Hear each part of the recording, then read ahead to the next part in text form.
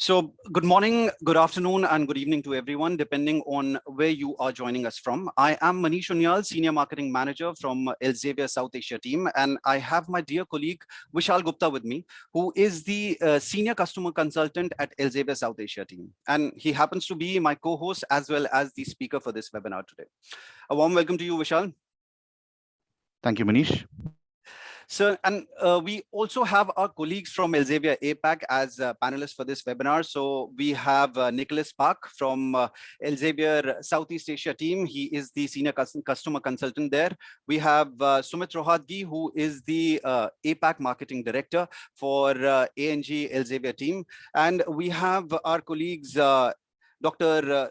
Vinita Saroha from Elsevier India team, who's a customer consultant, and Aishwarya Nayal, who is a customer consultant at Elsevier India team. So a warm welcome to all of you guys. So Vishal, I think we still have a few people logging in, so we are going to give them a minute to get settled, and then we can get underway. Is that okay, Vishal? Right, Manish. I think we can go ahead with the basic instructions and let people join in. All right. So thank you for joining us for today's webinar, Empowering the Knowledge on Ethical Publishing, Mastering the Art of Identifying Predatory, Fake, and Clone Journals. Today's sessions are full of information and can help you understand the nuances of predatory publishing. And you'll also learn how to address related challenges from our experts. I would like to cover a few housekeeping rules. Everyone should be watching in the listen-only mode, but if you do see a microphone icon on your screen, please be sure to keep yourself on mute. There will be two presentations and a Q&A session where you will have plenty of time for your questions. Your comments and questions are warmly welcomed. You can use the question box to submit your questions at any time, and we will save all of these until our Q&A session after the talks. Today's webinar is being recorded, and we will share the link with you after the event is complete. Attendees will receive a certificate of participation, and a link for the same would be shared with you tomorrow on your registered email IDs. So Vishal, I can see we have close to 1,500 participants at the moment. So do you think we should kickstart the event with a quick poll? I think understand or you want to wait? I think definitely we should start it with a quick poll. I'll just launch the poll. And yeah, and Vishal, before you do that, I also need to thank all the participants across APACs for an overwhelming response to this webinar. We received close to 12,000 registrations, and I can see that 1,500 people have already joined in. I'm sure that more would be joining us for this webinar. So Vishal, over to you now. Could you please run the poll quickly? Right. So the poll, I think, is now live. So participants, there are 3 questions on your screen, and this is just to understand you better. So the first question is, how confident are you with your journal selection strategy at the moment? Are you quite confident? Do you have a fair idea, or you need more guidance? The next question is, what according to you is the most important for journal selection? Is it journal metrics? Is it publisher reputation? Or is it recommendation from seniors? And then the third question, do you face challenges in identifying predatory, cloned, and fake journals? I mean, the answers could be you face them quite frequently or sometimes or not at all. So this will actually help us in understanding your current status and how you have been coming across these kind of journals and how this webinar can help you much more. So Manish, I can see a lot of participation, and I think more than 50% people have already participated in this poll. Let's give it another 30 seconds, and we can then launch the results for this particular poll.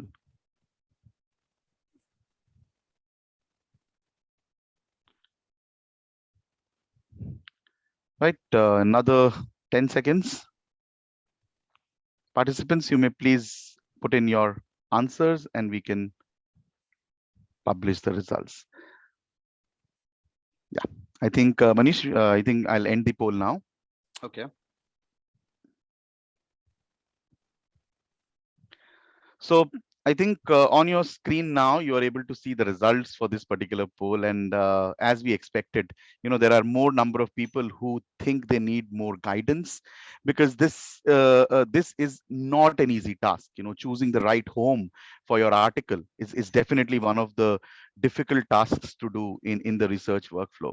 And I think, again, as we expected, for everyone, the most important for journal selection, as per everybody right now, is metrics. People look at impact factors, site score, SJR, SNIP values, and they depend on metrics a lot.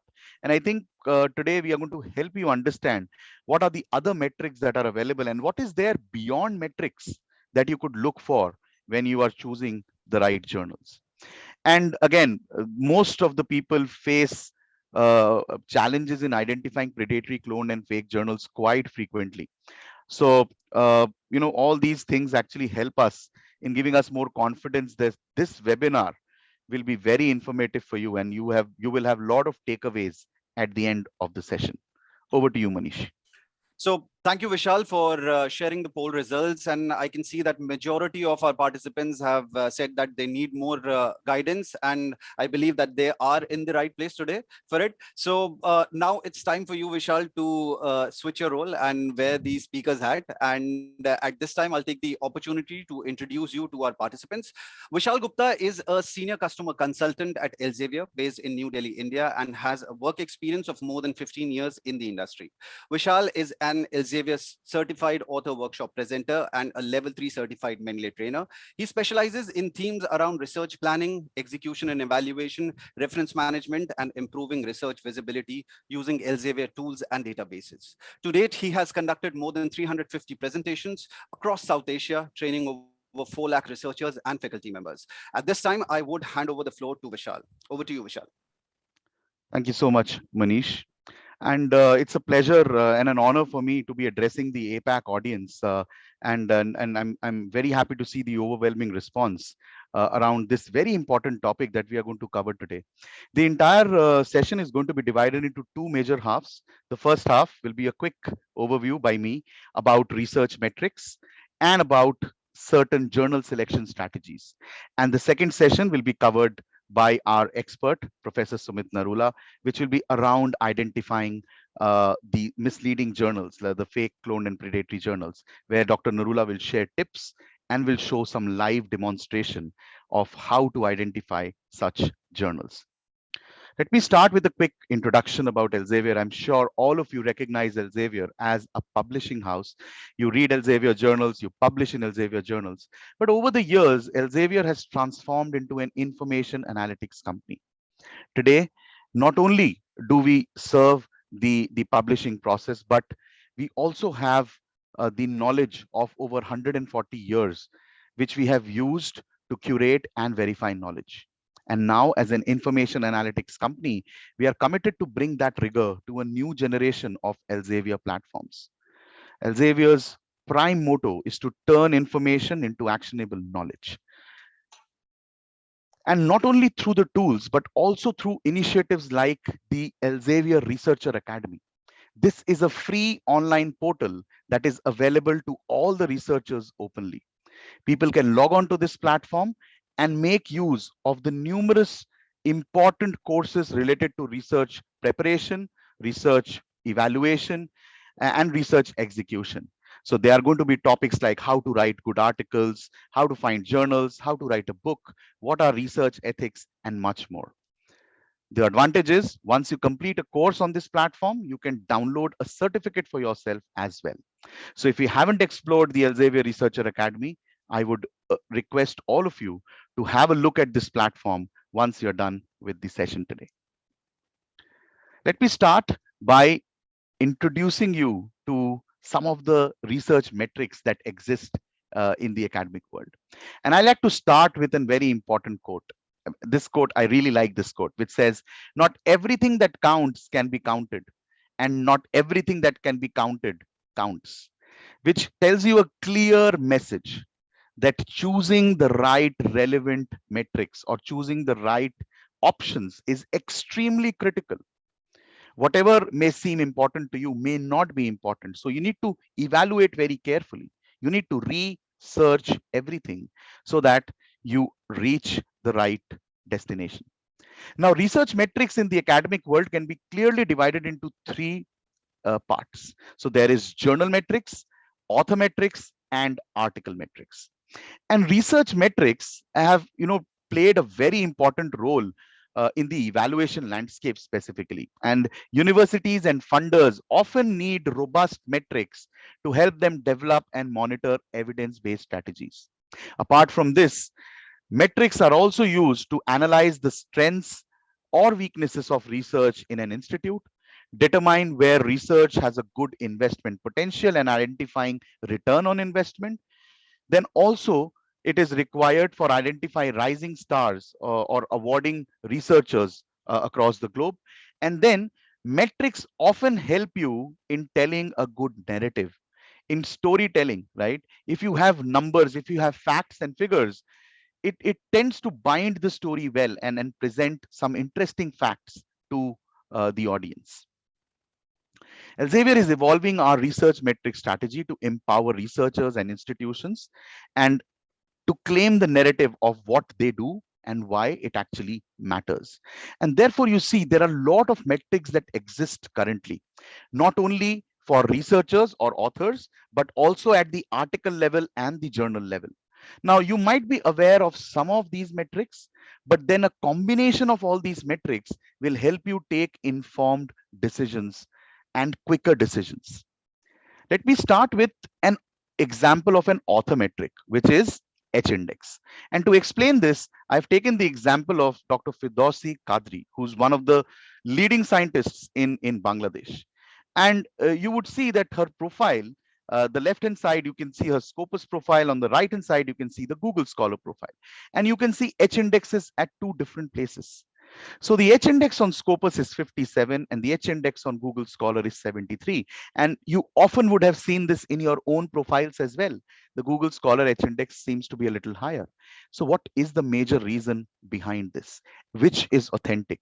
Again, what we can tell you is facts. First of all, Scopus only indexes the peer-reviewed quality journals. Scopus has its own benchmark, and any journal that qualifies that benchmark gets Scopus index, and the number of articles are measured accordingly. Whereas Google not only covers the peer-reviewed or journals, but it's a crowdsourced database. So there are many journals that are there on the Scopus platform that may not yet have qualified the Scopus standard benchmarks as well. But apart from that, Google Scholar not only covers journals, but also academic websites, grey literature, preprints, theses, etc. It also includes books from the Google Books project, and results are often duplicates of the same article, usually preprints and postprints. And that is why you see an inflated number of articles sometimes and an inflated H index. Now, the big question, which one you should consider? Our answer is pretty simple. If you're going for an interview and the interviewer asks you for your Google Scholar H index, you're not going to give them the anything else, right? So it depends on who's evaluating you, right? And what you want to project. If you look at the global scenario across the globe, major ranking agencies, major accreditation agencies, to name some, Times Higher Education, QS World Rankings, all of them rely exclusively on Scopus data. So Scopus is something which is more authentic. The data is more authentic and widely recognized. Now, apart from H index, there are some other indexes as well. First of all, if we need to calculate the H index, how do we do that? And what does it mean? So to explain this, I have taken a simple example. Consider an author has 15 publications. I have arranged all the 15 papers in decreasing order of citations.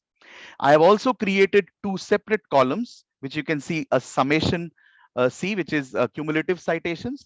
So which is a cumulative of the first and the subsequent citation together. And the last column is R square, which is rank square. So you have the 1 square is equal to 1, 2 square is equal to 4.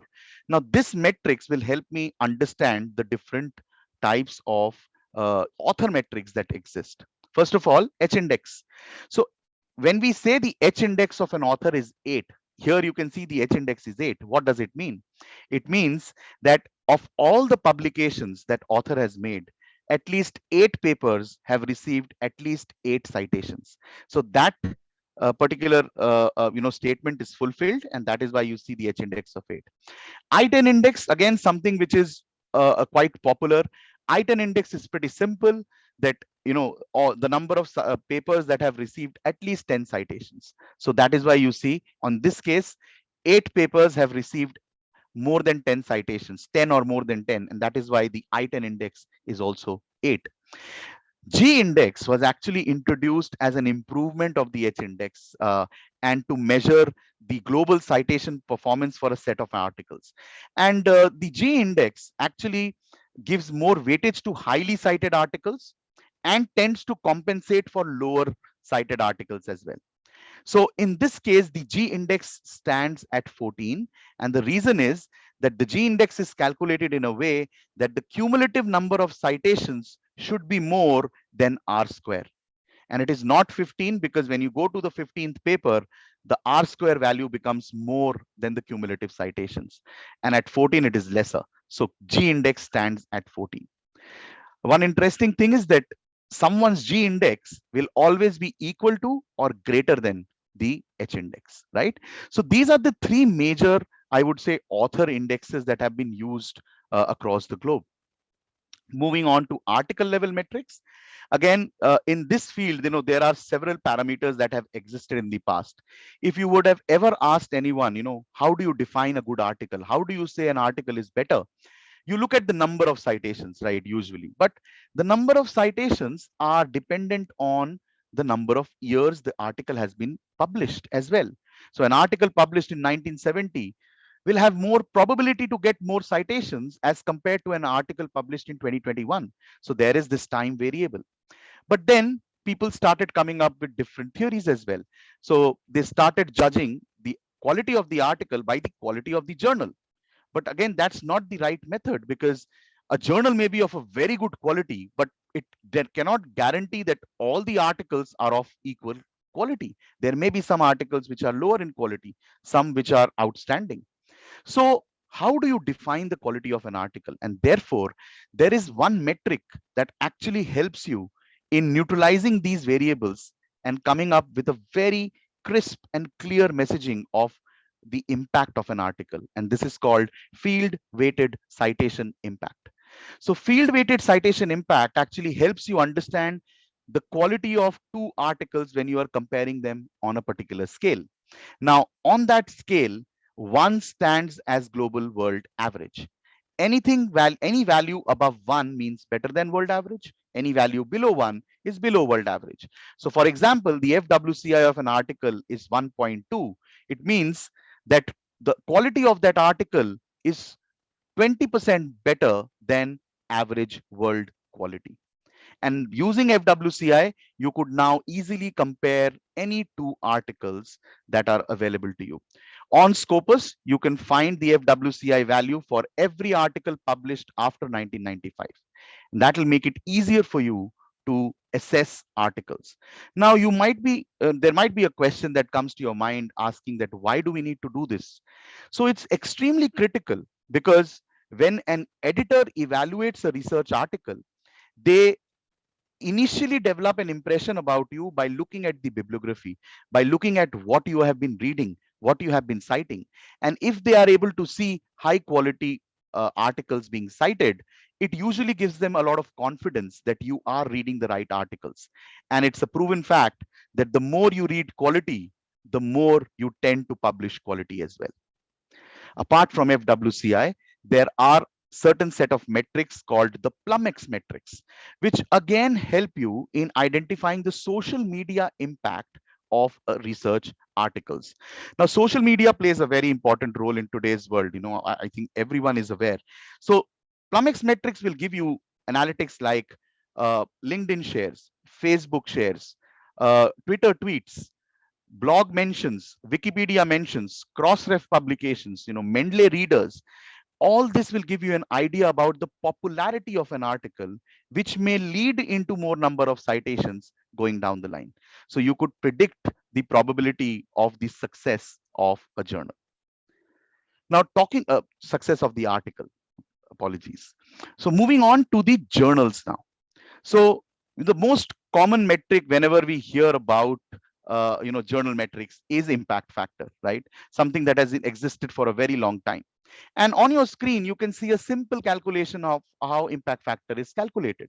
It is usually calculated for 2 years or 5 years. But over the years, research has changed drastically. We have quickly moved to a multidisciplinary scenario where more and more research is being conducted on multidisciplinary topics, and more journals are publishing multidisciplinary content.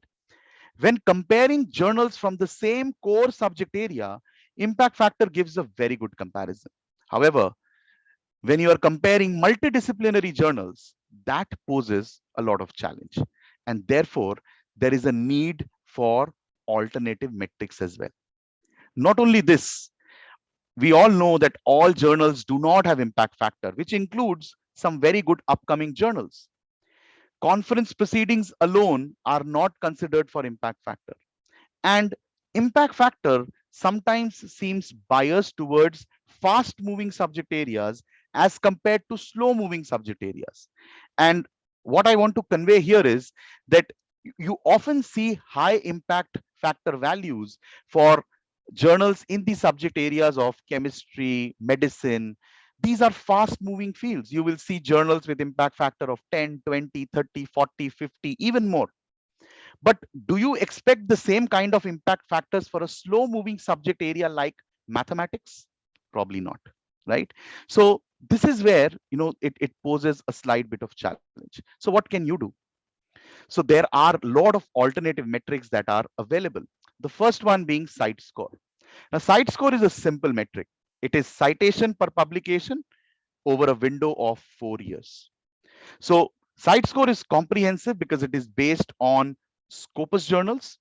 It is clear, transparent, and easy to calculate. Anyone can calculate site score on their own. And the best part is it is a current metric. So you can actually track the site score of journals monthly. Now, why is this important? Suppose you are following a journal for a very long time, right? The impact factor values or other metrics, they come out once every year, annually. Throughout the year, you have limited idea of how the journal has been performing, whether the quality of the journal is going up or going down. In such scenarios, you would want to follow a journal that is actually improving its quality month on month, or at the best staying stable, at least not going down, right? And this is really critical when you are targeting Q4 journals to publish your research in the Q4 category on Scopus, right? So in that case, you need to be very critical of the performance of the journal monthly, right? And if you see that a journal is performing better month on month, you have more confidence to publish in that particular journal.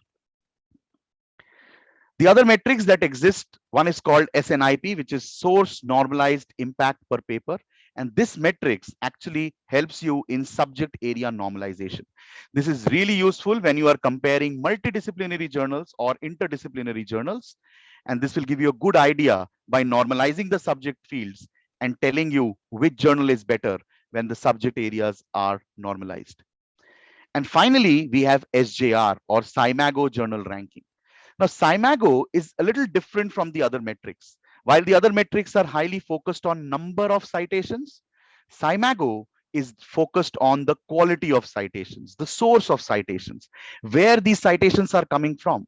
So if you compare two journals on SCIMAGO, you will be able to find the answer to your question, which is which journal is being preferred by top authors or top institutions across the globe, right? Because SCIMAGO journal ranking does exactly that. Now, what we have shown you just now is a variety of metrics apart from impact factor. And how are they going to help you? They're only going to help you if you have a clear end in mind. You should know what you want to achieve in your journal selection strategy, in your metrics. And all of you said that metrics are very important to you. So when you have a clear end in mind, what you want to achieve, you can pick and choose the metrics that you want to use in your evaluation. A simple example, if you want to look at prestige over popularity of a journal, you would look at the SJR values. If you want to track the monthly performance of a journal, you will look at Sitescore Tracker, right?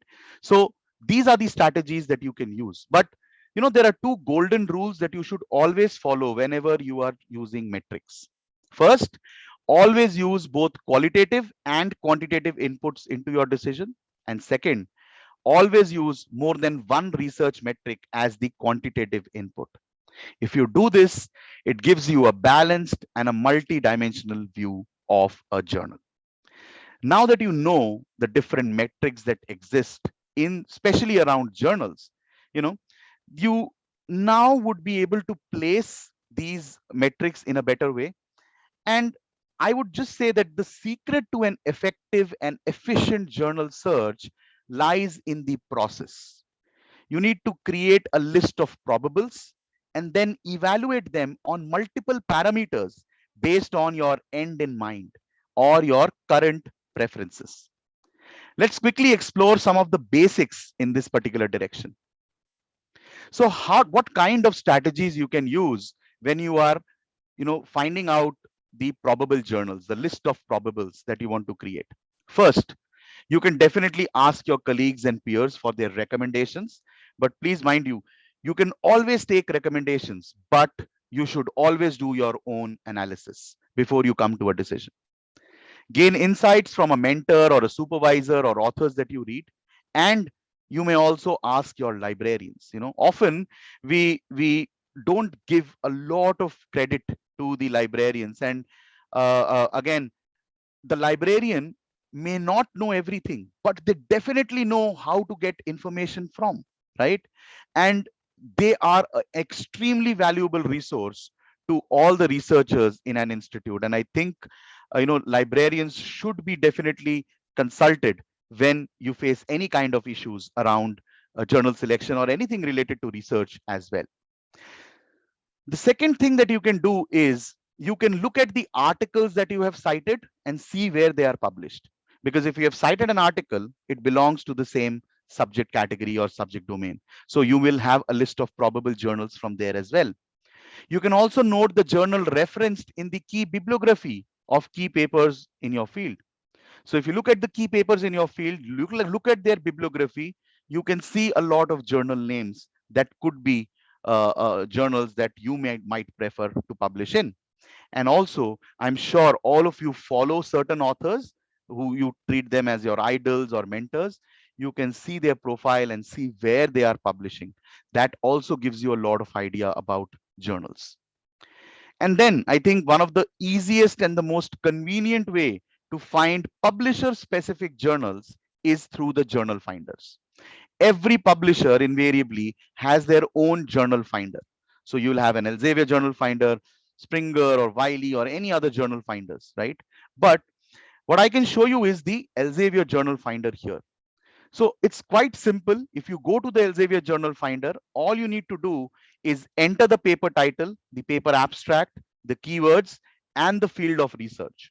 Along with this, you can also put in filters for timelines and for open access or subscribed journals.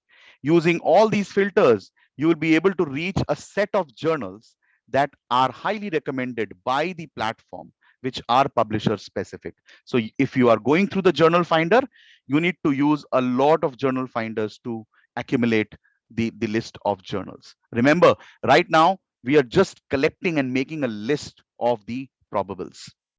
And then you definitely have the Scopus platform, which is, or the, I would say the online search platforms. And one of them is Scopus. Scopus definitely is one of the largest and the peer reviewed and one of the most trusted platforms across the globe. And it not only has journals, but conferences, books, patents as well, and a lot of multidisciplinary content.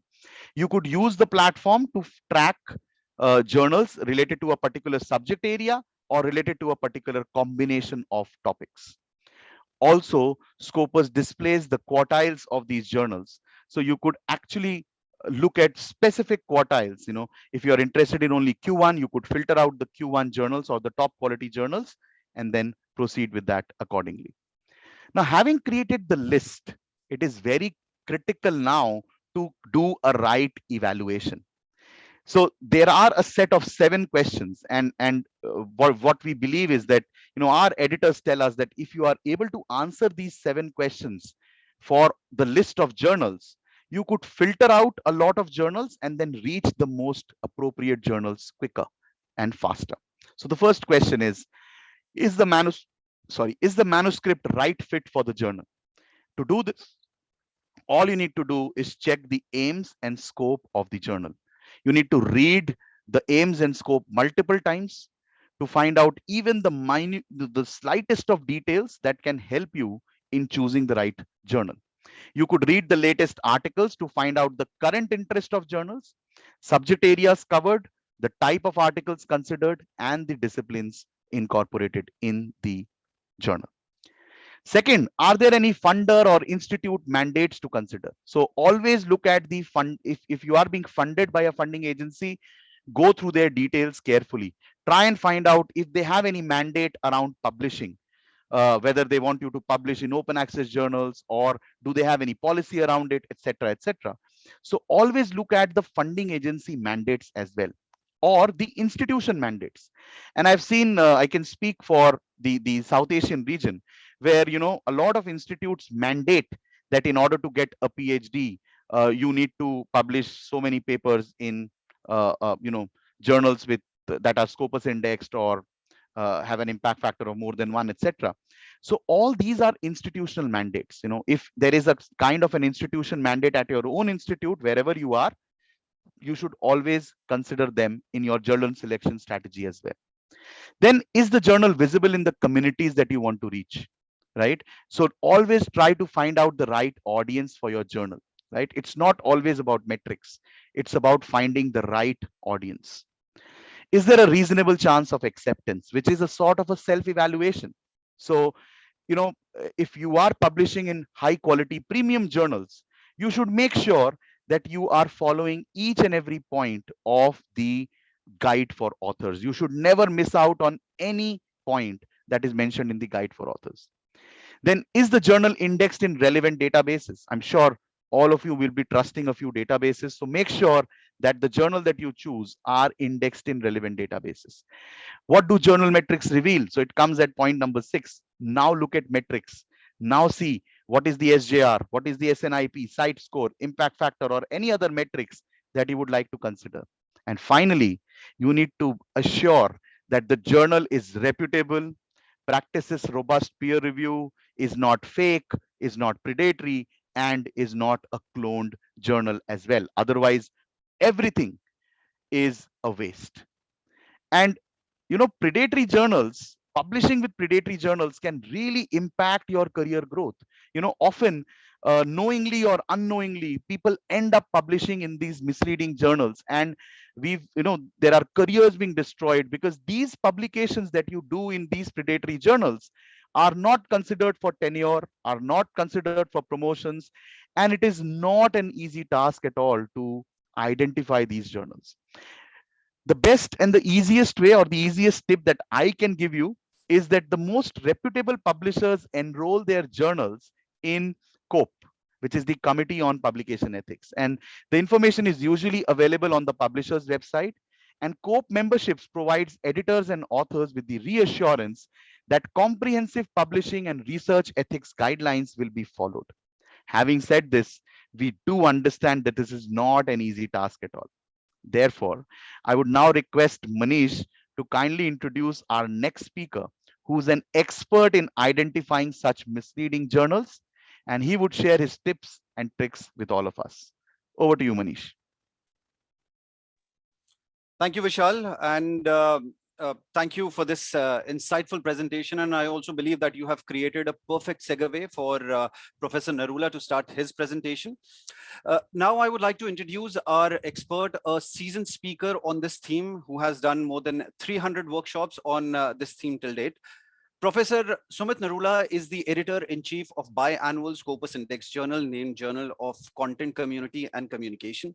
He is also the chairman of the recently established Center of Excellence for Detection of Fake News and Disinformation at Amity University, Madhya Pradesh, Gwalior. Professor Sumit Narula has a PhD in electronic media and conflict resolution from Punjab University, Chandigarh, India, and has 3 masters and 2 postgraduate diplomas to his credit. He has published 2 books in mass communication, journalism, and edited 7 books. One of his books, Environmental Awareness and Role of Social Media with the IGI publication USA, has recently been indexed by Clarivate Book Citations Analysis and has also published several national international research papers in journals. The core area of his research are new media, convergence media, media research, fake news detection, peace building, and conflict resolution. A warm welcome to you, Dr. Narula. It is a pleasure having you on board with us for this workshop, and the floor is yours now. Thank you. Thank you for this introduction. I'm very excited and happy to with this team. And I think we are doing a great job, and helping the research fraternity is the main motto of a faculty, researcher, and the elsewhere. Thank you, Vishal, for giving us this brief introduction of matrices and all. Now I will be taking them hands-on, and I will be giving you live examples of these fraud journals which are there, and how to save ourselves and academics of all the epic countries who has joined us. Thank you once again for joining us. It's going to be very, very intriguing, exciting journey now for the next 45 minutes to 1 hour, and then we will have questions answered. And we will also be trying to verify some of the journals in front of you live with some of the mechanism that have developed. We have got 5 copyrights also of the mechanism that we have developed, and we can share that with you, the technology. This is free of cost. And after that, you will be able to catch all these journals on your own. So I'm sharing my screen.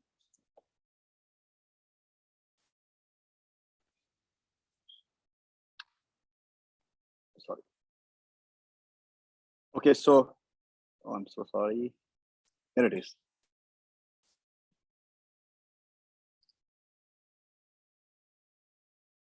Your screen is not visible. Yeah, Dr. something Narula. has. Yeah, something has. It's just got free. Now, is it there? Yeah, we can see it, sir. No. I'm just making it full screen.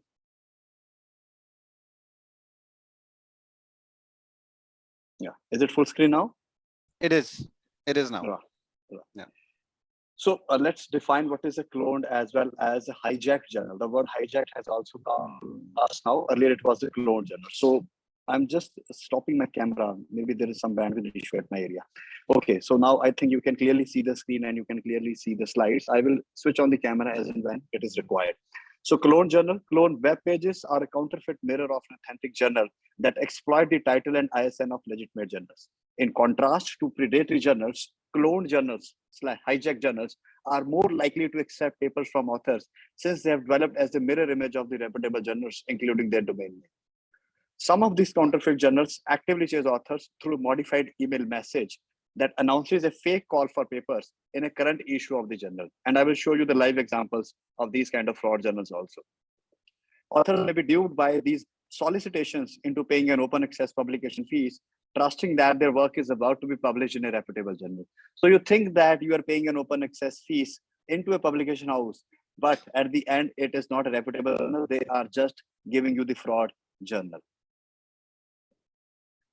Predatory journals as well as publishers. Predatory publishing is called write-only publishing or deceptive publishing. It is an exploitative publishing business model that involves charging publication fees to authors without checking articles for quality and legitimacy. They will publish your article in 24 hours or sometimes in 48 hours, and they will not provide you any editorial as well as publishing services, which good journals will provide you. So that is very, very important for you to understand. If somebody is publishing your paper in 24 hours or in 48 hours, or even giving you the acceptance letter in 24 hours or 48 hours, that means it's a highly, highly cloned or a predatory journal. I will define the difference also. They are regarded as predatory because scholars are tricked into publishing with them, although some authors may be aware that the journal is of poor quality. Now the onus comes to us that why we are publishing with a predatory journal. We know that our research is poor, or we know that our university does not know how to check it, or we know that our guide doesn't know. So it is a double-edged sword. Sometimes you get trapped into a predatory journal, and sometimes you yourself publish with a predatory journal, thinking that nobody can catch you. But there are digital footprints of everybody, and it can easily be checked whether you have published or you have not published through all the databases, whether it's a Scopus, it's a Clarivate, it's ABDC, it's ABS, or it's Cabals. Any database now is there to catch the footprints of everybody.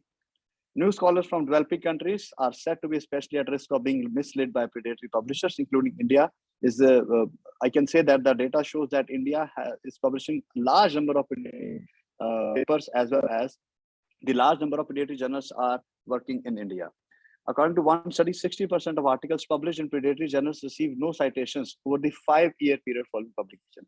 I'll show you a live example of a journal where it got no citations for 5 years, and then it was thrown out because of the unethical practices. So let's go to the impact factor, as Vishal has talked about site score, but there are useless impact factors also, which are giving wrong impact factors. So the problem comes here. I'll go live now. I'll give you the company name. So if you go to this site factor, so site score is the original one, which is being developed by Scopus, but there is one site factor also. So its site factor is giving you an impact factor. They have no mechanism, no technology to give you the impact factor. Their algorithm is also not right. So be very, very careful that they misuse the word site factor instead of site score. Site score is the one which is given by the elsewhere, which is the original one, but somebody has started site factor also as a company. There is one more, DRJI. DRJI also is developed as an impact factor company. Here it is, you can see, and do not believe in this impact factor company or agency because they also do not have that mechanism to go about the impact factor. So impact factor has a formula. The formula has been developed by Clarivate, and that formula stays with them. And the impact factor is that it is an yearly event. The site score, which is a Scopus event, is a monthly event. So you need to be very, very careful to understand that impact factor will be given by the Clarivate, and site score, which is almost equivalent to the impact factor, has to be given by the Scopus one. Only these two companies you have to remember. All other companies are the fraud one. I can show you some more companies which are giving you wrong impact factor. Then we have SRJI also. SRJI.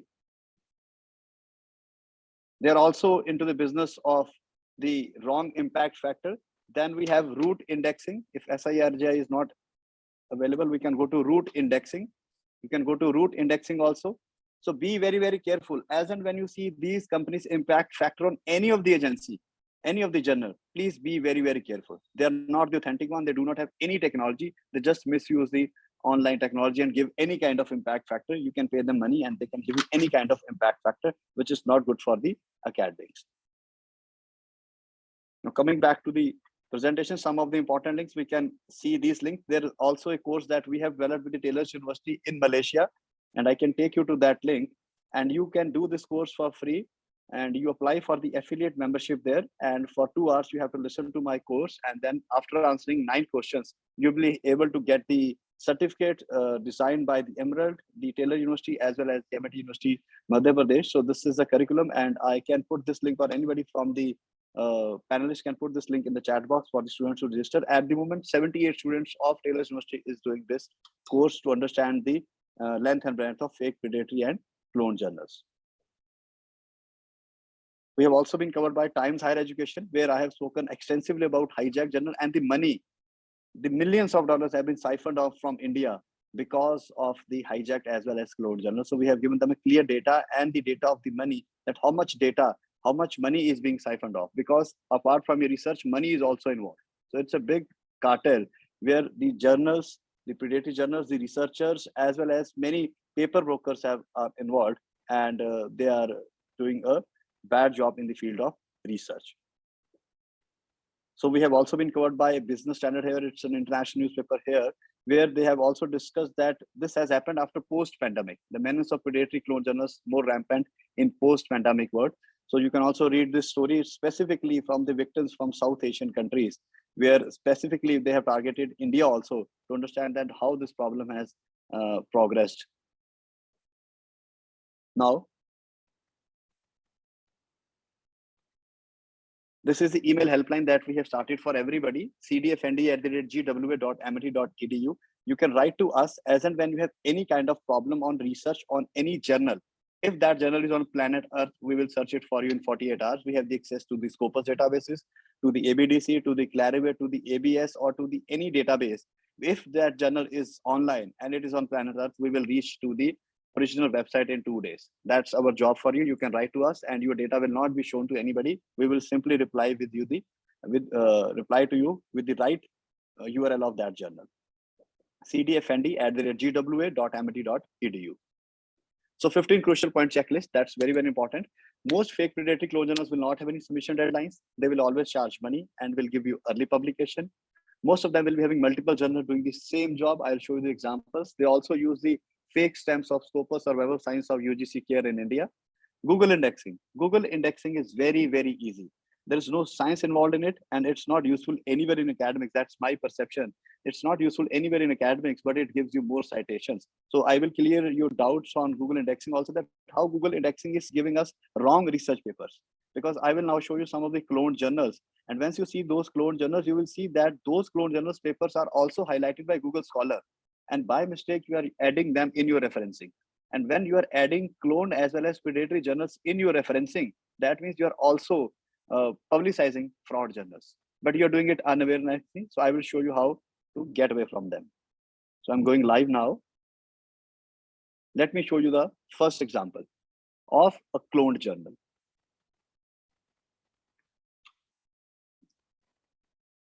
So there is a journal named Art. So this is a website. So at the moment, you will think that the website is original and everything is looking fine at the website, but no, the thief is sitting on the website itself. So I will show you that how with 7 points, with 7 crucial points, you can catch the fraud website on your own. So the first point, they will use the logo of UGC, which is not allowed. It is a direct copyright infringement case. UGC is the highest academic body here in India, and they do not allow any journal to use their logo. So this is the first fraud that they are doing. They are doing it fraud because they know that nobody is going to catch them. So they're using it just to fool everybody in the entire Indian education system. Then when you click on the contact here, when you click on the contact, there will be no details. You do not know who these people are. Your information is required, but their information is not there. Then they're running the journal with a Gmail ID. One should not run the journal with a Gmail ID. You cannot run the journal with a personal email ID. You have to run it with an official email ID. I will show you the examples of official email IDs also. Then you go to the editorial board of the same journal. You see the names only. Anybody's name can be cut, copied, and pasted here. They haven't been asked. Their pictures are not there. Their official email IDs are not there. Anybody's name, even me and you, and anybody's name can be cut, copied, and pasted here, and a website can be made. Then you go for call for papers. When you go to call for paper, you will see all the areas. You cannot have multidisciplinary journals covering all the areas. You just cannot peer review everything. It should be interdisciplinary. So it cannot be multidisciplinary. So point number 4 is that multidisciplinary aspect, all the areas. Then you go to home again. Just look at this. Submission last date throughout the year. It's not possible. You have to give a submission last date to them. Then acceptance status is blind peer review they've written, but there is nothing peer review. Then frequency 12 issues. Publication fees is involved. Taking money is not bad, but you have to understand the open access policies of all the journalists before paying any amount. And then they will give you this link. And when you scroll down, you will see the logos. The logos have been misused by them. The DOI logo, the DOAJ logo, and many more. And when you go to current issue, and if you look at some of the research paper, you will start laughing that what are the kind of papers that they're publishing. So if you go to archives, you will see some of the research papers that they're publishing are, you can say, useless. Beyond our understanding of research is being published by them. Now, how to reach to the original journal? Very easy. You need to have the access of Scopus. If you do not have the access of Scopus, you can sign in with your Gmail ID. You will not be able to download anything, but you will be able to see where is that journal sitting. So you can go to Clarivate also, you can go to elsewhere also. I have both the access, so I'll give you the examples of both the journals. So Scopus, this is my university access, this is my Gmail ID. So I can use both. At the moment, I'm entering with my university access so that I have more data with me to show you, but you can enter with your Gmail ID also, which is free. So as I've entered, this is my front page, and you can see this is title, enter title, sources, Skyvel and all. So I'm typing OT. It will be self-populated by Scopus because it is a Scopus index journal, self-populated. We click here, and now we need more information. And we scroll down, we can see the area of the journal is philosophy. And it was written multidisciplinary on the website. So that means this website has some kind of fraud involved in it. We'll go back to Scopus again. We click on OT, and let's see what Scopus tells us and gives us. And when we go there, they tells us that the publisher is an Italian publisher, La Nuova Italia Editice, and the subject area, very carefully, is philosophy as well as cultural studies. So that means this website is telling us this information or misinformation that they're multidisciplinary. They're not multidisciplinary. So now once again, go back to Scopus, and here is source homepage. When you click on source homepage here, it will take you to the original website because they are pulling the data from that original website. So you can see now the original website is in Italy, publishing in Italian language. So it's an Italian journal publishing in Italian language from Italy. So this is the original website, Ot. And what we saw was the fraud website, Ot. Right? So you need to be very, very careful. 7 steps. Check the website carefully. Go back to the database, the original database, which can be Scopus or might be Clarivate or might be ABDC. Then you can be able to reach to the source homepage. The advantage with them is that the Scopus always has the exact source homepage. And if they do not have the source homepage, I would rather say in this platform that do not go for that journal if you do not have the source homepage here. Almost every journal which is indexed in Scopus has this source homepage. But once a journal is indexed, and if you do not have the source homepage here, you need to check it and carefully check it again. And you can ask us that where is that source homepage, because that's very, very important for you to verify. So the second journal, which is also a clone journal, I'll give you 3 examples and then I will shift to the predatory one because we have to give time for question answers also. Now look at this Adalia journal. Again, Adalia journal is using the word impact factor. So who has given them this impact factor? We do not know. We need to check that. And again, they are using the Gmail ID here. They're using the UGC logo, which is a copyright infringement. And then if you go to contact, no details will be given to you. The same picture which has been used by Ot is being used here. This picture, no information is given. Then again, you go to the editorial board, no information will be provided to you, only the names. Anybody's name can be cut, copied, and pasted here. Then you go to call for papers. When you go to call for paper, again, they will show you the multidisciplinary area. So multidisciplinary area is already being given here. And then the logos of Google Scholar, DUI, Site Factor, I've told you, the fraud one, Site Score is the original one, the DOAJ is original one, but there you can use the logos. Anybody can use the logos, but there should be a written permission saying that you can use the logo. Now, where is their Adalia journal? And they're again saying UGC care, they're trying to fraud the Indian research fraternity and the research fraternity of Asian countries who believe in India as a research hub. So we will go to Clarivate this time. They will give you the MJL, that is the master journalist. And when you go to master journalist, you can simply enter with your Gmail ID. And when you enter with your Gmail ID, the same research checking process will be given to you. And you can check the original journal from there also. You log in and you can check it with the search of the journal. It's very simple exercise. And they will also try to provide you the original journal. Now, another one, Agwim.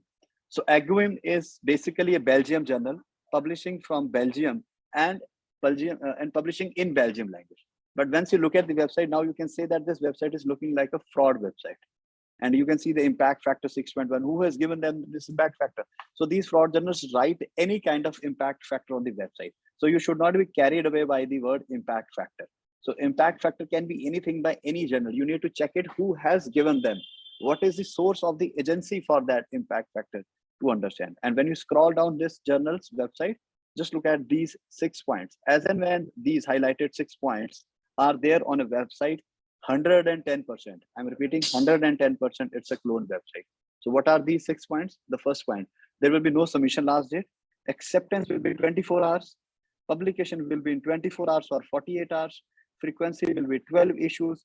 Areas covered will be multidisciplinary, and submit article will be at @gmail.com. So we are not against, I'm not against Gmail, but Gmail is an easy access email ID made by them. So they do not have the organizational email ID. So submit @gmail.com is an easier email ID. And as and when you see this 6 points anywhere, you need to check that carefully, that this should not be the right journal. This should not be the journal where you will be publishing your research papers. Now, where Google Scholar is making an error, I will show you that also. So I'm going to Google Scholar now. That how you approach to Google Scholar, you approach to Google Scholar like that, Google Scholar. And now I have shown you 3 clone journals. So if I type Ot, you will see the papers of Ot in the Google Scholar. Here it is. This paper has published in a fraud journal, in a cloned journal in 2020, and it has been cited by 10 people. Why? Because it is being given to Google Scholar. Google Scholar has its own algorithm. They do not check for any credentials. They do not know what is predatory, what is cloned. So they're simply showing you the papers.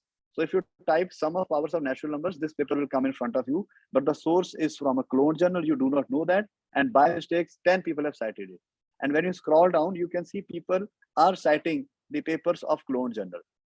which is a clone journal wants. A clone journal wants that once somebody will check your research, they will go to your references and they will see that you had a bad reference in your research. That means it can go for retraction. So if you have cited a clone journal or a predatory journal in your research, even by mistake, you can be checked out. So this is the next level of a fraud journal entering into our bloodstream. So the infection is entering into our research papers through the reference. So it is very, very important for us to understand the reference management system also, particularly from these fraud journals. So Autot, and now I'll show you Adalia also. You will see the papers of Adalia also on Google Scholar. So there are people, those who are publishing and citing the papers through Adalia journal. So this Adalia journal was a fraud journal. You can see it has been cited by 7 people here also. So it's a deep dive that you have to take before giving citation to any journal, because you need to check the source also. You can scroll down, there are thousands of examples of cloned journals, of cloned research paper entering into our own research. One last clone journal, at the moment, there are 93 clone journals in the market. Xi'an Journal of Architecture and Technology. It's a Chinese journal published from China in Chinese language. But somebody has started this clone website, and you can see the clone website here where they have misused the screenshot of Scopus. So Scopus has a big reputation, and they misuse the this reputation and give you the screenshot. The original journal, yes, the original journal is in Scopus. Copy it from here. I will go to Scopus. I will go to sources and put the name here. The original journal is there from where they have taken the screenshot. But that's not the original website. The original website is in China, publishing in Chinese language, and from the Science Press. So let's go to the original website. You can see Science Press. The areas are engineering, miscellaneous, and construction. Here it is again, source homepage. Click on source homepage. It will take you to the original website because they're pulling the data from the original website. They need to give you, it is compulsory for them to give you the original website.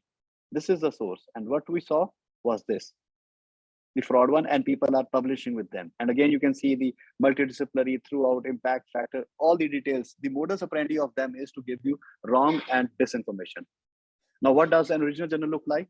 I'll show you our own journal. We have started this journal in 2015, Journal of Content, Community and Communication. This is the only journal in India run by any university which has ever got the Scopus indexing in 2018. We started in 2015. So if I go to the source homepage from here, you can see that we will be directly taking you to the original website with all the details originally imbibed there and working with an official email ID. So you go to the chief editor, you will see my details, the original details, which should be there, including the mobile number and the email ID. And if you go to members, all the details, and then you see we are running with the official email IDs, jccc@gwa.mit.edu and snrula@gwa.mit.edu. We have the DOI also. I'll come back to the point of DOI when we will discuss the predatory journal. So if you go to the editorial board, this is very, very important for you to have the members' name with their official email IDs and the pictures imbibed there, because we have taken the permission from them and they are with your editorial board. So I rest my case for the clone journals here. It is a very, very manipulative thing, and you need to be very, very careful before publishing into any of the journals. You need to check that it should not be a clone journal through the databases of Clarivate as well as elsewhere, which has the source homepage always with them. Now, let me show you some of the examples of a predatory journal, which is very, very important for you to understand, because they do the deception thing more, in more better way than the clone journal. So the first example, and there are a plethora of examples. The first example, European Journal of Molecular and Clinical Medicine. Very, very unique journal. Now, if you look at the website is original. There is nothing cloned. It is the original website. And when you scroll down, it is a very colorful website. And you think that it's a original website. But the errors are there. Again, first click on Contact Us. When you click on Contact Us of any journal, you will find the information. But here, the information is again not given to you. Even the name of the chief editor is not given. The email ID is given, chief editor @ejmcm21@gmail.com. We do not know who these people are, right? So this kind of information is given to you where you do not know who these people are. When you go to journal info and you click on the editorial board, you will see the people's name XYZ taken from anywhere without any picture and made with a Gmail ID from these countries where they have the target. They're targeting India, they're targeting Sudan, they're targeting Bangladesh. Bangladesh is becoming a big hub for the predatory publishers now. And then you can see Sri Lanka, Pakistan, and other countries like Thailand, Portugal, where they know that the research is weak, the research editorial board is weak, the guides are weak, and people are in a hurry to publish for the increments and for the tenure and for the jobs. So they are targeting those countries. And if you see the editorial board is also a kind of a shrewd board where you can see the email IDs are only by the Gmail IDs. And anybody can make this kind of website and the Gmail IDs. Now, how can we say that it was a predatory journal? Let's take the data from the Scopus where this journal was indexed. This journal was indexed. Now it has been in the discontinued list, but it has the digital footprints. So we'll check that European Journal of Molecular and Clinical Medicine. You can see it is there. It was indexed. So we can see the footprints. There is no score available. We will click here. And then you can see the coverage has been discontinued. Why? Because it was a fraud journal. Now, how to catch it? Just look at the subject area. The subject area of the journal was immunology, biochemistry, and genetics, right? So this was the subject area. A journal should publish in this area only. The subject area will be given by when CSAB board, Content Advisory and Selection Board of Scopus, selects your journal. When they read your journal, when they approve your journal, they give you the subject area also because they know in which area you are publishing. So now when you go back to the website of this journal, and if you type Bombay Stock Exchange, a journal which has to publish in immunology or biotechnology, but when you write Bombay Stock Exchange here and search, you will see the papers of Bombay Stock Exchange. Now, do you think that these 4 research papers anywhere relate to the area of the journal? Just look at the title. A study of cause-effect relationship between inflation and Bombay Stock Exchange, and empirical study on the impact of foreign institution investment, dividend policy. So why are they publishing these kind of research papers? Because they are fraud journals, predatory. They take a lot of money and they publish anything. So it is very, very important for you to understand the scope and the area of the journal also. The area which is given to a journal should be checked, and a journal should stick to that area. And if journal is showing an outlier behavior, you need to know that it can be a predatory journal. And I'll give you the examples of big publishers also where Sage Springer has made big mistakes like that. So I'll show you a story, a real story where Sage has to retract 122 papers at once from an international journal in 2021. So why this has happened? So you can see International Journal of Electrical Engineering and Education is a Sage journal.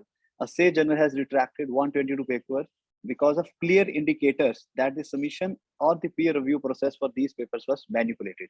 Why it was manipulated? Just look at these 3 titles. An electronic engineering journal was publishing these kind of papers. Just look at the title. I'm reading it for you. Research on the evaluation of urban design from the perspective of public health under the background of COVID-19. Not at all fit in the journal. The rationality of physical fitness evaluation index for cardiorespiratory fitness in medical system. Not at all related to the journal. Role of foreign direct investment as a strategic move towards growth, economic integration and development. So big publishers are also making these kind of mistakes. So you need to be very, very careful before publishing, even with big publishers, because they can also make a mistake. I can give you the example of Springer Nature also, where Springer Nature has retracted 600 articles from the research because they were gibberish. The name of the journal was Arabian Journal of Geosciences, and it has been flagged by more than 400 papers have been flagged because of serious research integrity breaches with them. So there are the examples where the predatory journals, the retraction comes. So another example where the DOI is now involved, and very, very important for us to understand the DOI and the DOAJ also. Journal of Critical Reviews. This is also a predatory journal, now discontinued and off the records from the Scopus websites. But you see the website again. A colorful, good website. This is original. It's not cloned. The cloned were the ones which were made by somebody else, but this is the original website of the journal. So now, again, where to go first? Go to contact. When you go to contact, they will not give you the information that who these people are. You can see just from Kuala Lumpur, Malaysia, and this is the email ID. You don't know who these people are. You go to the editorial board, again, the modus operandi, the countries which are the target, the countries which are they targeting, they will randomly take the names from those countries and they will put it on the website stating that we will think that somebody from our country is there. We will not be fooled. So we do not know these people, and you can imagine.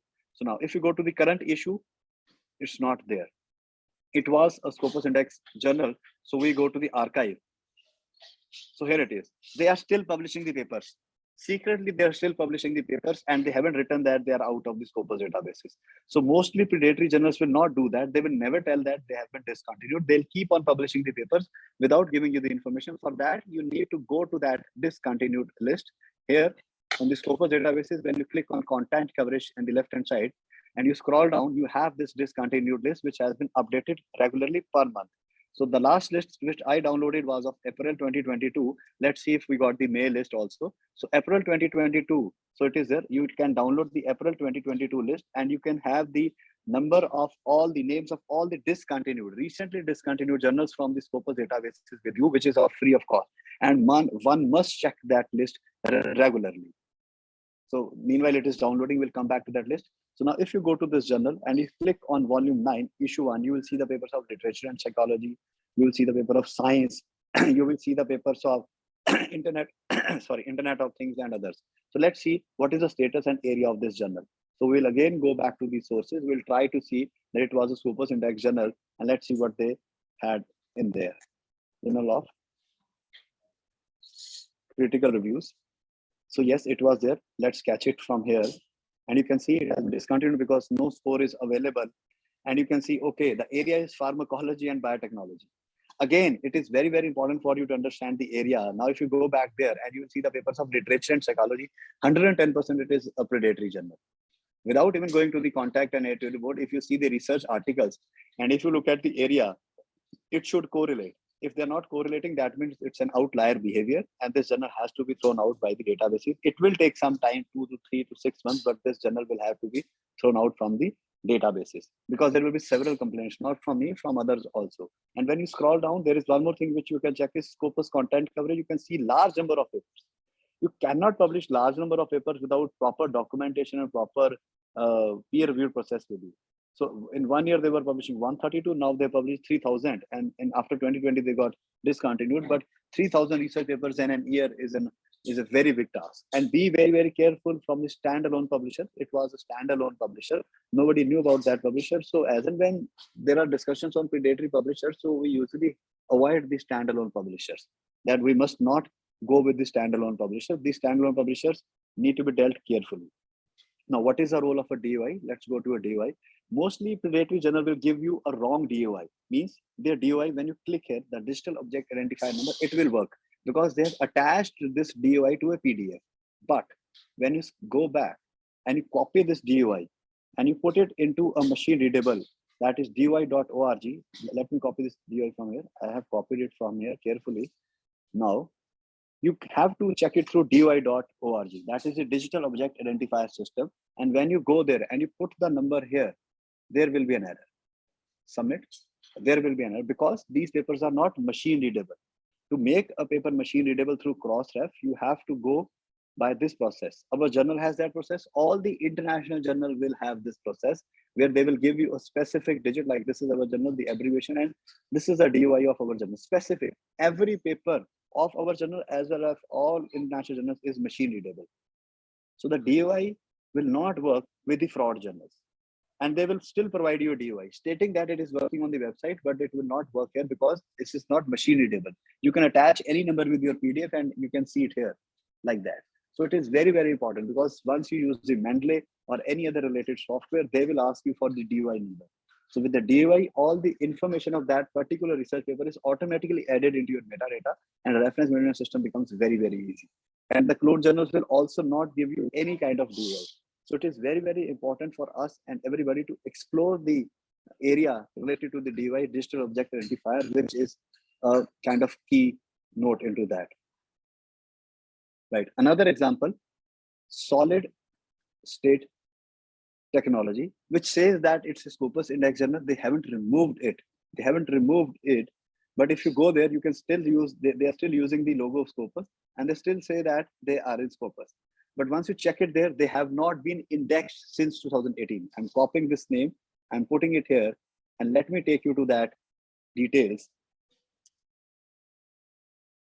So it is very, very important for us to enter the databases and check that whether that journal is indexed when and when not. So we will go to solid state technology and you can see the coverage was discontinued in 2018 and it's been 2022. They are still publishing. They are still publishing and they haven't deleted. So these kind of things are there. Now people must be asking that, but sometimes the papers, yes, sometimes the papers are also retracted from the backdate, because once a lot of fraud is happening, Scopus will not budge, and they will remove the papers of some of the journals. And I can give them the name. The PAL arc has been removed, and there are a couple of more journals. I have written the name. Allied there. Then we have test engineering and management. All the papers have been removed. Solid state technology, PAL arc, IAME is a fraud publisher. Blue Eye intelligent publication was there. So many papers have been retracted and removed by the Scopus databases also. So now one unique journal which never got any citation, because there was a discussion on citation also. So Plant Archives. Let me take you to that journal. Plant Archives. So now if you look at this journal, let's go to the site score. It has been discontinued. There was some publisher was Dr. R.S. Yaghav. So site score and trend, you will see 0 citation. So why this happened? Because that journal was a fraud or a predatory journal. So it is very, very important for you to understand on your own also. If a journal is not getting any citation from the last 5 years and they're publishing, if you see, the score was also 421, they are in Q4. And if you see the content coverage, 1600 documents, 1400 documents, direct outlier behavior without a significant expansion into the citation score, that means it is a fraud journal. So Scopus might take some time, but you should not take now any time. And you can check these details on your own also, because they have their own process of throwing a journal out. So they might take time, but you can stop publishing with those journals which are doing these kind of malpractices. One more journal.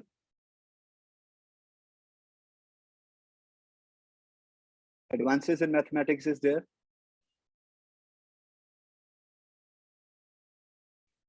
Advances in Mathematics. So you need to carefully check the subject also of every journal in which you are publishing now, because they must show you behavior. So at the moment, that's the Elsewhere journal. It's fine. It's good. So how we can say that's a good journal? You can see the site score, the citation, and then the documents also. And here also the ranking also 51 and the site score also. So these are some of the things that we see. And for that, you need to have the access also through the university. And if you have your Gmail simple access, you will be able to see a lot lesser thing, but you will be able to check back to a journal that which is a good, which is a bad, which is a predatory, which is a pro journal. Over to you, Vishal, for some of the questions that we have. So thank you, Professor Narula. And, it was an excellent presentation, and I'm confident that your presentation has given our audience a great understanding on the nuances of predatory publishing. And Dr. Narula, I can see we have lots of compliments, lots of questions. So I think it's time to take a deep dive into the questions and start our panel discussion. As a reminder to our audience, if you have any questions that you might not have submitted, please enter it in the Q&A chat box, and we'll try and get through as many questions as the time allows. So Vishal, should we start the panel discussion? Yeah, Manish, I think okay. We can go ahead. All right. So my first question is for Professor Narula, and it comes from an unfortunate experience of a researcher who's currently attending this workshop. And he says that he has published 15 papers in a journal from 2019 to 2021, and which the journal was earlier indexed in Scopus, and later this journal was eliminated from Scopus database. So this has really demotivated him to keep publishing, and his question is that can he withdraw his paper after it is published and republish them in other trusted journals? So why he has published in one journal only? That's the answer, that we should not rely to one journal. You should rely to 5 to 7 journals in your life, so that if one journal goes, you have second or third or fourth. So anyways, now you have published. Now you need to check that your paper has to be what do you say? You need to leave all the, you need to remove all the digital footprints of that paper. So if I search that paper as an editor-in-chief and it is there, I will not accept it in my journal. So you need to remove all the digital footprints, even if it is on Google Scholar. So now the problem comes, even if they are removed from the Predatory Journals website through you, you will not be able to remove it from the Google Scholar, because Google Scholar has its own mechanism and they have added that paper into their databases. So whosoever will write your name and your paper on Google Scholar will be able to catch that paper once it is there. So it is very, very difficult to remove your digital footprints, but you can write to the journal and you can say that I don't know whether that predatory journal now exists or not, because their websites are now closed. So mostly predatory journals take the money, publish the paper, and then run away. So it is very, very difficult to know that who these people are and from where they're working. We try to track the IP address, and their IP address are from different countries. I would show you an example, live example of tracking the IP addresses, which we are trying. But at the moment, we are unable to stop them. And we are unable to crack those IP addresses because they are from some different countries where our jurisdiction does not fall from India. Maybe I have seen some from Singapore and some from Indonesia. We can, their police or their cyber police can check it there. But at the moment, they will not reply to your query. And I'm also very disheartened to understand that the more than 15 papers of your career is now gone for a waste. And sometimes the PhDs are even ruined because by mistake, we are publishing with a predatory journal. But publishing 15 with a journal is not the right approach at the moment. One must not publish more than 2 to 3 with a journal. Right. Sir, just add on to this question, sir. There have been a lot of questions around predatory publishing, and people have been facing issues with specifically few journals like MDPI.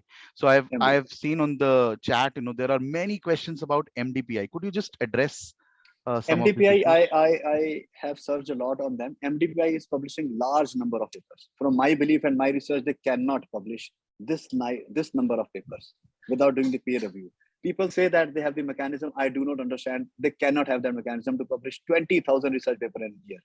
And yes, I am also getting a complaint on our CDFND. I'm not sure. Even Cabals, when I had a workshop with Cabals, they also say that they asked them the peer review process and they couldn't provide them the documents that how they are peer reviewing this number of papers. So a journal named, I forgot that name. It has published around 16,000 papers per year.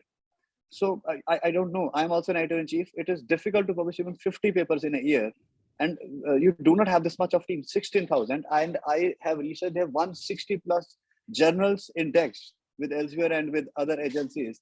So I'm not sure that what is being checked with them also. So at the moment, with me, they are doubtful.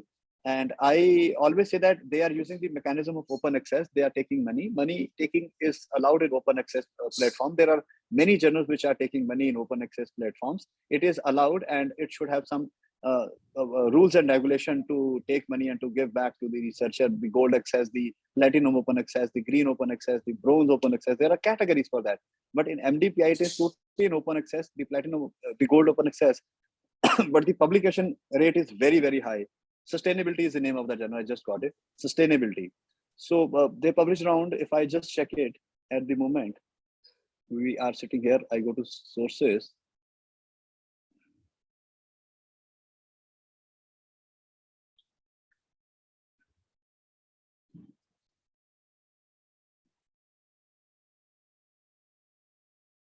So sustainability is there. So we will search it later on. Meanwhile, if you have other questions, sustainability, which I always doubt that journal has a lot of research papers being published by them. This is one example, and there are many. So from my side, it is, you can say 50-50. So I'm going to sustainability. Let's see. And you can see this number, 14,000, 10,000. From my side, it's an outlier behavior. And then you can see the site score and the citations, 180,000 citation. And the site score is only 4.9. So if I got into a deep dive, there might be a case of citation cartel also. So if I go into the deep dive, so we can see that, let's see who is citing whom. And we need to see, and if we check them carefully, some are their own citations also. Because there are many of their own journals. If I go to processes, I think processes there is their own journal. Here it is. So once we have 160 plus journals of your own into the databases, so processes, buildings, I can tell you, buildings will also be there. I can bet that if I go to buildings, energies will also be their own. Right. So here it is. So by name, I can figure it out now. Yep. Yeah. Thank you, Professor Narula. Very well answered. And now at this time, I would like to ask the next question. And this question is for Vishal. Vishal, I'm asking you this question because this question is around Scopus. And the question is that Scopus itself is listing fake journals and it gets delisted later on. So it is very demotivating for the researchers that they publish their work and then the publication gets delisted. So is there anything that this platform is already doing to cater to this or to address this problem? Firstly, I would like to, clearly mark out the first line that you said, as somebody who wrote, Scopus is listing fake journals. That's not the correct statement. And no publisher or no valid indexing platform would do that, such kind of an activity. The thing that we need to realize is that no journals are born predatory, right? Journals turn predatory over a period of time. So when Scopus evaluated these journals, when they submitted their applications, at that point of time, these journals would have been doing quite well and would have been fulfilling all the Scopus benchmarks. And that is why they were indexed on the platform. Once they are indexed, it's then certain journals, they turn predatory, they start doing malpractices, and that's when we need the support from the academic community as well to highlight these to red flag these journals. And once they are red flagged, there is a committee, the CSAB committee, Content Selection and Advisory Board, that sits twice every year to evaluate and reevaluate journals, to identify the claims made by people. And then once it is justified, once everything is verified, these journals are removed. And usually the day or the month that the journals are removed, post that, nothing will be indexed on Scopus. And there are rare cases when articles have also been retrospectively removed because the malpractices have been traced back to a longer period, right? So the point is, everybody is doing their part, but still there are certain journals that turn predatory over time, and we are taking necessary steps to remove them carefully. Dr. Narula, would you like to add on to that? Yeah, they misuse the name. Their intention is to enter the database. For first year, they will work in a bright framework. They enter your database, they enter the Clarivate or the ABDC database. And once they enter, they start minting money. They know that you got a big reputation, you have the global reputation, your indexing is checked by everybody, and everybody is excited if you have the papers in Scopus or in Clarivate or in other databases. So they misuse, and from the second or the third year, they started publishing the outlier, they started showing the outlier behavior. So my journal is also there. So you do not index any of the fake journals on your own, because I've checked and traced back, and they started once they got in. For 1 year, they did nothing, only 100 papers or 50 papers or sometimes 30 papers, then 300, 900, 1500, and up to the level of thousands. So it is very, very important for us to understand that you people are the platforms for us to understand and to enjoy research. Right. But Sir, to yeah. say that Elsewhere or any other big brand is doing good, no. But you need to check it more frequently. My reply to that is that team Elsewhere needs to check it more frequently. Once you get a query, I think you must resolve the query next 15 days to 1 month. Otherwise, the damage is being done. A journal which we caught and we gave the information, and you took 3 to 6 months, the journal keep on adding the research papers, because Right. it's not red flag, it's not written anywhere that we should stop publishing with that journal. People kept on because we got a tip from a lot of the researchers. I got a tip from around many researchers. 100 research journals are with me which are fraud, and I'm giving you the information, and to others also. So my query and my request you to do a quick action and stop them in 3 months or in around 30 days. Otherwise, the damage is done. You discontinue the journal. The journal publish 4,000 research paper multiplied by 1 lakh. So you can imagine has earned 4 crore rupees. Right. So that is the siphoning of the money which is being done from the India and from the other South Asian countries, because they misused your brand and your name. Right, sir. Right. And just to follow up on this, sir, I mean, let's say if somebody publishes in a journal and then realizes that the journal is predatory, of course, that check has to be done well in advance. But often, they get tricked into publishing predatory journals because of many reasons. What is the procedure of, so if first of all, can they I'll give you retract 7 their points paper? once again. Right. I will give you 7 points once again. The first point is go to the contact details of every journal particularly, because the fraud will start from the contact details. They will never tell you the true details, that who they are, and avoid standalone publisher. Second is do not pay them upfront. Ask them for what they are asking and what is the APC, what is the model of the APC. That is bronze, platinum, gold, or what? Because they are fraud, they do not know what is this, so they will caught in that. And then ask for the real details of the chief editor and editorial board, and see the past publication record of those journals, that what are they publishing and what is the subject area. If a medical journal is publishing the papers of Bombay Stock Exchange, it's a fraud journal, 100%. Scopus will catch it or not. You can catch it on your own. Why we have to wait for Scopus or Elsewhere or Clarivate to tell us that? We can catch that on our own. You should take your own time, but we can catch it. Outlier behavior shows the first signature. of a predatory journal. And it is very, very important for us to understand what is outlier. Large number of paper publication, thousands number of paper publication, and publishing out of the purview in 24 hours and 48 hours. Who gives you the acceptance in 24 hours?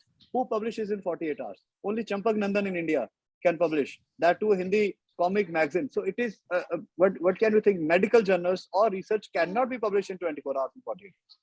So very, very important part to understand the timings also, and mailing from them. If some journal is giving you the mail to publish with them, avoid that journal. International journals will not do that. Why they will send you the mail to publish with them? And conferences, be very, very careful from the predatory conferences also. As in when you attend a conference, your data is online. They'll start sending you the mails that your paper is very excited. We heard you there. Your abstract is good. Send us the full paper. Do not send it to them because your data is online. And the data online, the data theft is also there. And be very, very careful with the conference. When they say that Scopus index conference, Scopus never indexes any conference without the written permission. They have CPCI, the indexing with them. Some of the journals and conference proceedings are not related to the research publication. You will not get your PhD degree if it's a conference proceeding. In their conference proceedings, they write conference proceedings. But people are mesmerized with the concept that it's a Scopus index conference. Whatever material we will send them, it will be there. Yes, it will be there, but as conference proceedings, my dear, conference proceedings are unrelated to your PhD. Your research publications are related to your PhD. So be very, very careful from these kind of fraud conferences also. Right. And sir, what is the procedure to remove an article from a predatory journal? Could you just also talk about that? So you first, if the journal is predatory, they will never reply back to you. So it is very, very difficult to reach to them. So now if they reply to you, you can send them that your education will be ruined or your degrees will be ruined, your academic future is gone. So you have to plead before them that please remove the article. So if they have that heart, soft heart, they will again ask you for money. They will blackmail you. So if you have that courage, so only then you can write to them. And then if it is there, but then you need to check to Google Scholar also. That it should not be indexed there also. Right. Sorry. Vishal, so if it is, yeah. Sorry. Please, go ahead, Dr. Narula, please continue. I think your voice still answering. So if it is in Google Scholar, then you have to write to Google Scholar also. Right.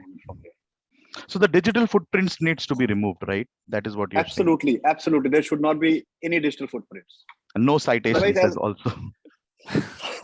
Citation will be a very big concept to discuss then. Citations, yes, if it is there, citations will be there. We can, like as an editor-in-chief, I will be using Hijacked or Turnitin, so I will be going into the details of every research paper as my own, as you will also be doing with Elsewhere. Right.